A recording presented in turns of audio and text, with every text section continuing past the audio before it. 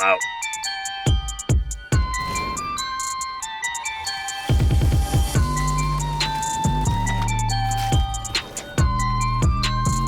Bro, the secret hit me. Yo, what the fuck? These guys are on crack.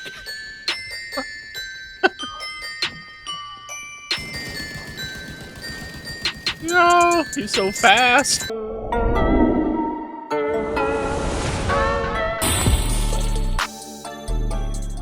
Why did a Vindicator refuse to fight in close quarters?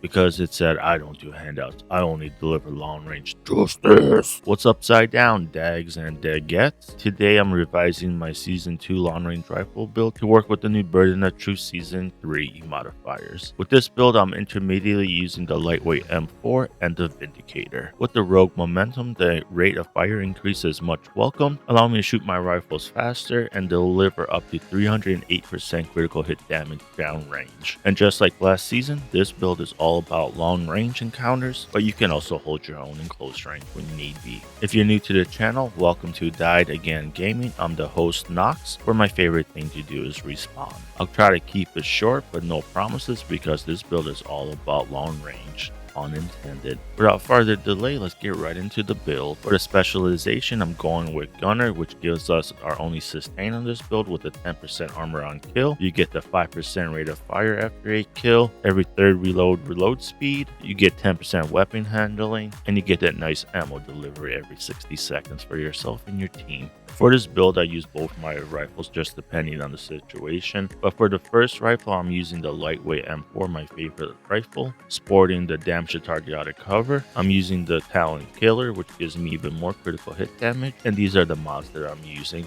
The second rifle that I'm using is the exotic Vindicator, and keep in mind when you do get this rifle, unlike the other exotics, you cannot reconfigure it at the crafting table, so the way you purchase it with the NSA credits from Descent is going to be the way it will be. So try to find one with damage to target out of cover like I have for mine. And it comes with the Talon Ortiz Assault interface, which gives you a nasty 60% amplified damage to the highlighted sections of the body. And these are the mods that come with their gun that you can't change. For the sidearm, it can be whatever you want. I just have the DR card custom as a placeholder. For my first piece of armor, I have the exotic Coyotes mask, and it comes standard with double crit, and I have a 12% critical hit damage armor mod, and it comes with a Talon Pact Instincts, which gives you a certain buff depending on which zone you shoot an enemy from. And the cool thing about the Coyotes mask, that if there's multiple agents on your team that have it, as long as you all shoot enemies in different zones, you can benefit from all three of these buffs at the same time. For the chest piece, I have a Grupo double crit with a 12% critical hit damage armor mod, and I'm rocking the Talon Glass Cannon. For the backpack, I have my first piece of the SB Zoo double crit with a 12% critical hit damage armor mod, and I have the Talon Vigilance. For my second piece of the SB Zoo, I have the named Eagle Grasp, and it comes with a 15% weapon handling, and I have 12% critical hit damage. For the holster, I have my third piece of the SB Zoo with weapon handling and critical hit damage,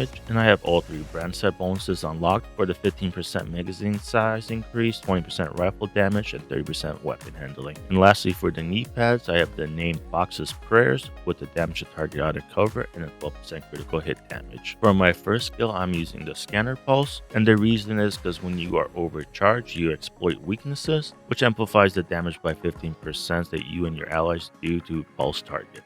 For my second skill, I have the Crusader Shield, and when it's overcharged, it gets a bunch of awesome buffs, and the shield becomes invulnerable, and this is what allows me to go full glass cannon mode, and as long as I'm overcharged, I won't die. For my modifiers, I have Vendetta, microwave coils to help me boost and keep my momentum topped off, and sporadically do some crowd control with the burn. And I also have the Reaper Scan with the chance to put a blacklisted mark on enemies, and it's very beneficial to kill blacklisted mark enemies because you get a 15-second buff that gives you 10% critical hit chance and 10% weapon handling. Finally, I have critical momentum to help me build up my momentum and to keep my momentum topped off. For my stats, I'm at 28 critical hit chance, and I'll get an additional 10% from the blacklisted mark enemy kills. And depending on the zone that I'm shooting enemies from, I'll get 25% from Coyote's Mask or 10%. For the critical hit damage, I'm sitting at 213%, and I'll get an additional 70% from Killer. And depending on the range, thanks to Coyote's Mask, I'll get an additional 25% or 10% critical hit damage, putting me at the maximum of 308 total critical hit damage, which is really nice. As you saw earlier, I had all 6 red cores, making me a real glass cannon with this loadout,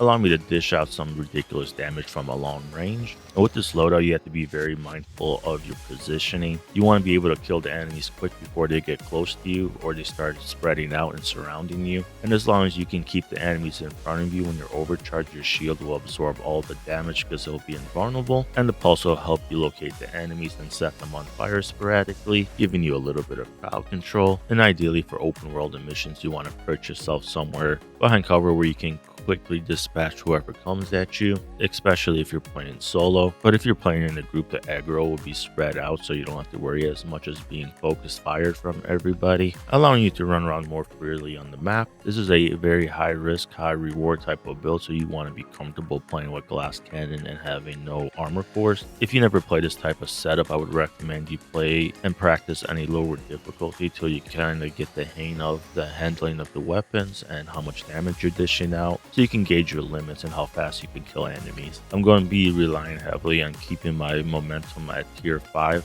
and be unstoppable and overcharge my skills, and I'm going to be utilizing my shield as my only defense because, like I said before, your shield will be invulnerable. Cover and environmental obstructions are going to be your best friend, and you're definitely going to want to learn how to use cornering and cover to your advantage when you're fighting ads. And with practice and knowing enemy spawn location, it'll make this build a lot more fun to play, as you'll be able to mow down enemies before they are able to disperse in open worlds or missions. That's enough for this long TED talk. Now let's head to the shooting range, because I know you all love to see those big floaty damage numbers. So you can see that I have 0 momentum right now, so I'm going to go ahead and pulse.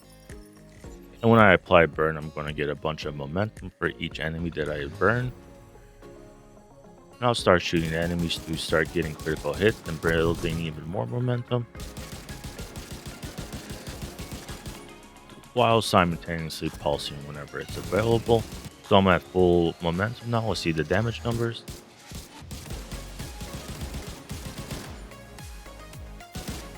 So I'm critting for 2.3 million. And when I pulse the enemy and add the amplified damage, hitting for 2.6 million, or almost 2.7 million. Close range, so at close range I'm hitting for 2.5 million. And for the pulse, we're hitting for 2.8. So with the Vindicator, I won't have the 60% amplified damage that you can get in the actual open world. But without that, I'm hitting for 6.7 million. And when I pulse, I'm hitting for 1.9 million. But with the Vindicator, when you do calculate the 60% amplified damage, you'll be doing roughly the same damage as the lightweight M4. And I use the two rifles accordingly depending on the range that I'm shooting enemies from. I'll use the Vindicator for longer range enemies, and then I'll switch to the lightweight M4 when they get closer to me. The Vindicator is really good for picking up enemies that are hiding behind cover, and you can only see a little bit of their body.